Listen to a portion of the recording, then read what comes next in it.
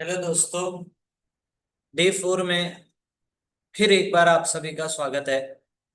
आज हम लोग जानेंगे बैलेंस शीट कैसे बनाई जाती है, या फाइनल अकाउंट का आखिरी और सबसे इंपॉर्टेंट डॉक्यूमेंट बैलेंस शीट होता क्या है, ये कैसे बनाई जाती है और उसमें कौन कौन से आइटम और किस वे में रिकॉर्ड किए जाते हैं। तो आइए बिना समय गवाए शेयर शुरू करते हैं।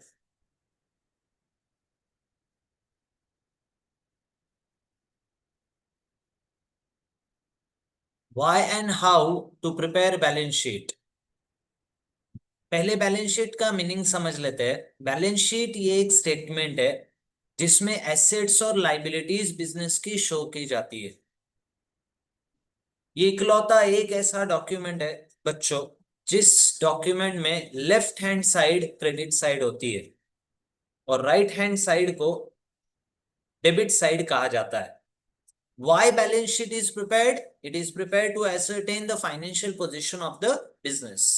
यानी बिजनेस की फाइनेंशियल पोजीशन को जानने के लिए बैलेंस शीट को बनाया जाता है। बैलेंस शीट को जानने के लिए इसके आगे का अगर हम लोग देखें तो कैसे बैलेंस शीट बनाई जाती है।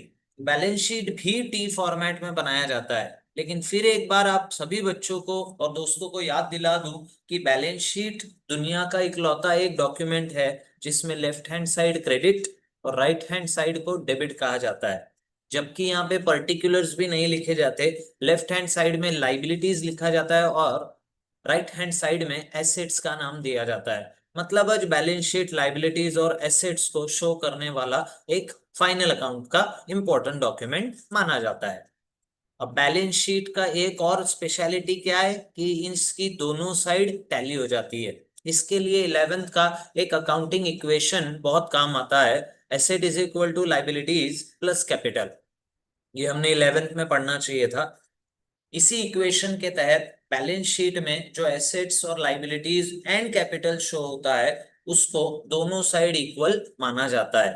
एक फॉर्मेट के तौर पे या सैंपल के तौर पे हम लोग एक बैलेंस शीट का सैंपल देखेंगे। आपकी स्क्रीन पे मैंने बैलेंस शीट शो की है। सबसे इंपॉर्टेंट कर्सर की मदद से बता दूं कि ये बैलेंस शीट एज ऑन यानी एक दिन के लिए बनाई जाती है।